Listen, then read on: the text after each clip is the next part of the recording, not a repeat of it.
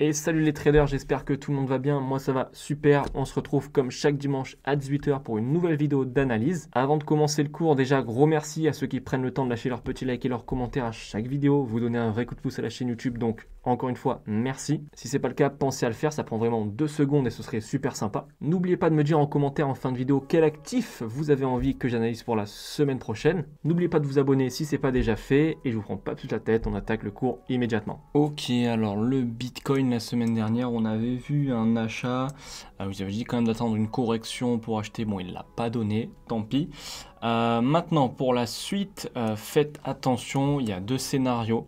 Soit il décolle, tout simplement, donc il nous corrige, j'espère, et il décolle.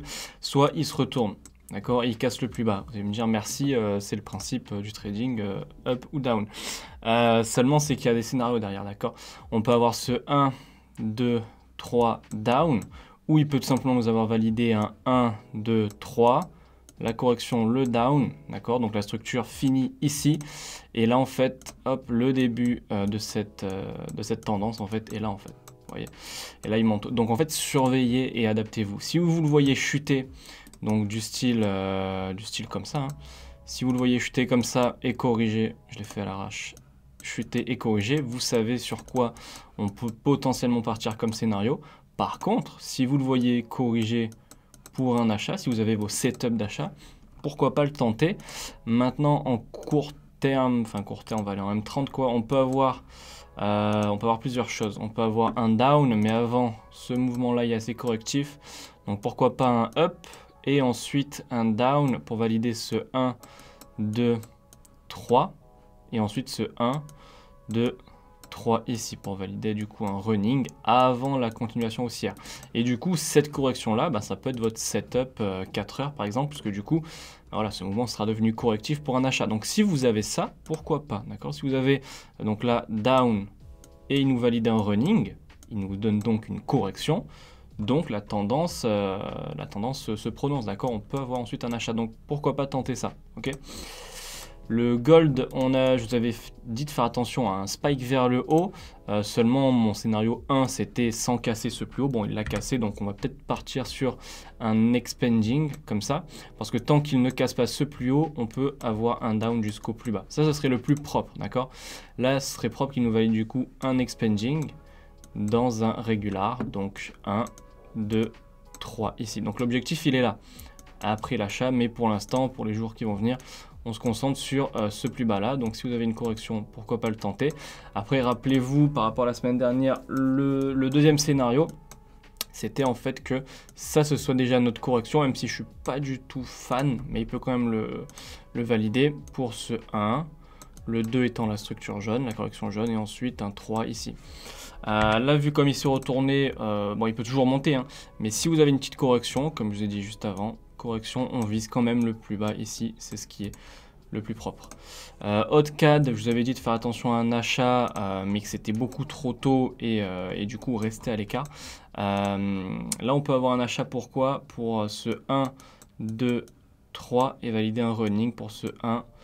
Ici en orange, 2 étant le rouge et le 3 ici. Donc on peut avoir un achat furtif pour valider un running. Maintenant c'est toujours pareil pour les runnings, je ne sais pas et personne ne peut savoir à quel moment est-ce qu'on va avoir ce C, parce que le running est valide actuellement s'il monte et qu'il valide le C, mais il est aussi valide s'il continue de chuter et qu'il donne ici, d'accord?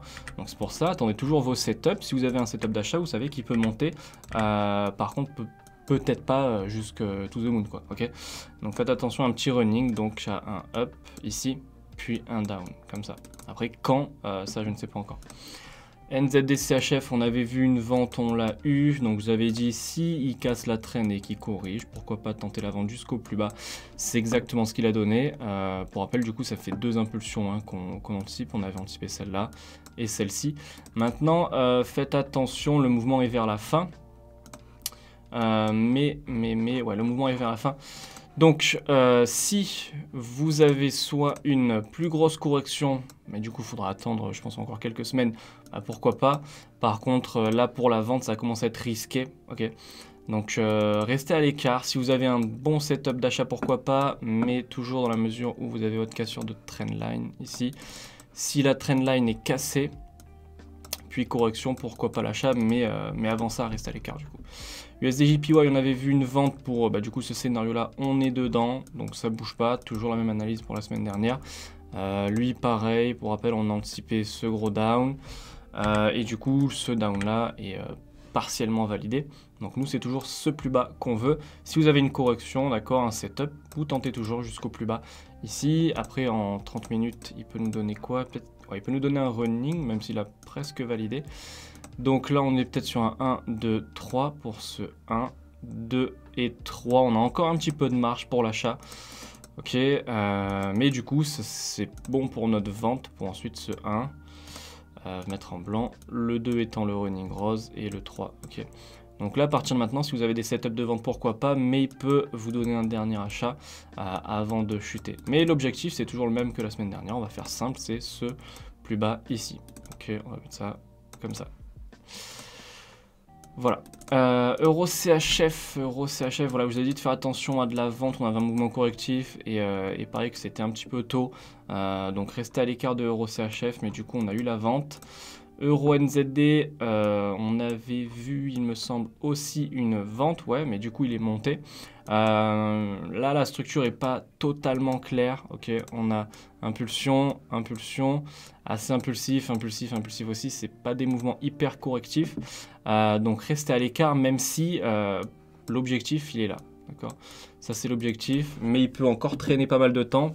Par exemple, là il peut nous faire ça, il peut nous faire un 1, 2, 3, monter, traîner encore, ou il peut très bien faire un running, parce que là, ce mouvement-là, lui, par contre, est correctif. Il peut très bien nous donner un 1, 2, 3, continuer de monter. Donc l'objectif principal, il est là, d'accord, enfin en tout cas en 1 heure, quoi. Après, il y a d'autres objectifs plus bas, mais pour l'instant, c'est pas très propre, rester à l'écart, sauf si vous avez un setup de vente, mais je pense qu'il peut l'invalider, d'accord, vu la structure. Si vous avez un setup de vente, dans cette zone, tant qu'il ne casse pas ce plus haut, vous pouvez le tenter. D'accord. Si vous avez un setup de vente, pourquoi pas le tenter jusqu'ici. Maintenant, il y a aussi de chances qu'il vienne casser le plus haut et qu'on parte sur un running. Mais voilà, en tous les cas, comme je vous ai dit, essayez de rester à l'écart, à part si vous avez un bon setup ici. USD CHF, qu'est-ce qu'on avait? Je crois qu'on avait vu un achat dans la mesure où il corrigeait. Il a chuté. Toujours en mode correctif, donc pas de setup. Donc pour la semaine prochaine, faites attention, pareil, à un achat, parce que du coup, ce mouvement-là est devenu correctif, ici, par rapport à cette impulsion, pardon. Donc là, les scénarios sont très simples, il n'y en a que deux, enfin toujours plusieurs, mais il y en a deux principaux. Les deux principaux scénarios sont quoi? Sont le up, ici, ou alors cassure du plus bas, et ensuite le up, mais pareil, vous connaissez maintenant, qui n'ira peut-être pas jusqu'au plus haut, comme ça.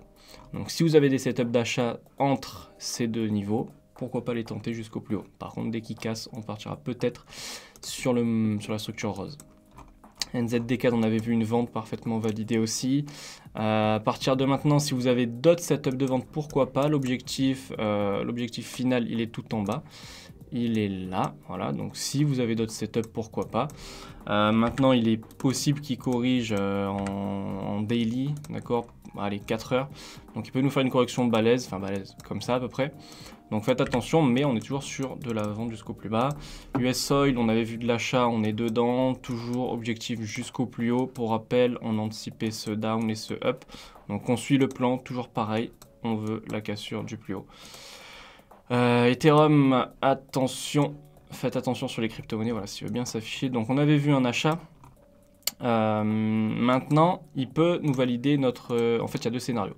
Soit il nous valide ce regular flat et il chute, ok. Soit il nous valide notre running 1, 2 et il chute. On est toujours sur de la vente. Soit, si on invalide ces deux scénarios, c'est dans la mesure où il corrige, tout simplement. C'est là où il vous fait un mouvement correctif. Vous savez que la direction est annoncée. Par contre, faites attention, soyez pas étonnés s'il chute et qu'il corrige. D'accord, ça fait partie des scénarios.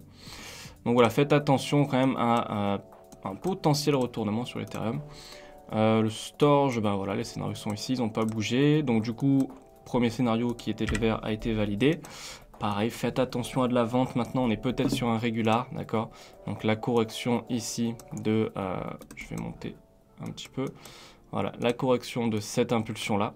pour un down. Ok, faites attention. Pareil, ça va être ce scénario pour beaucoup de crypto-monnaies, mais à chaque fois, ça s'invalide à quel moment? Si le marché corrige. Ok, toujours pareil. Si vous avez une correction, dans 9 cas sur 10, vous avez une autre impulsion.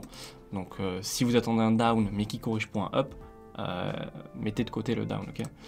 BNB, pareil, voilà, on avait nos deux scénarios. Donc, le premier a été validé. Le vert, est-ce qu'il l'a cassé? Il l'a pas encore cassé, non. Donc, pas encore totalement validé. Donc, bon, on attend. Je vais faire avec une vraie droite. Avec une vraie ligne, voilà. Donc on attend toujours la cassure du plus haut et faites attention ensuite, d'accord? Il peut vous donner un down également pour valider ce 1, ce 2 et ce 3, d'accord? Mais là on va toujours aller chercher les quelques pips qui nous manquent pour la cassure du plus haut. Le Doge, pareil, scénario 1 validé et je crois que ça fait quelques semaines celui-là qu'on l'attend. S'il va bien s'effacer, voilà. Donc là on a encore de la marge pour l'achat. D'accord, donc là si vous avez un setup d'achat, pourquoi pas. Par contre attention, là en court terme, moyen terme, en 1 heure, il corrige pour un down. D'accord, donc faites attention ici à ce 1, 2, 3, cassure du plus haut. À partir de là, il pourra se retourner pour valider ça, ce 1, 2, 3. Mais du coup, s'il nous donne ça, c'est potentiellement intéressant pour l'achat. D'accord, donc pour les jours à venir, faites attention à up, down et up. Ok, ça c'est le scénario idéal, encore une fois, que je vous partage. Le DOT, lui pareil, ça fait quelques semaines qu'on veut l'achat. Bon bah ça c'était il y a 2 semaines je crois en jaune, ça c'est il y a 1 semaine en vert.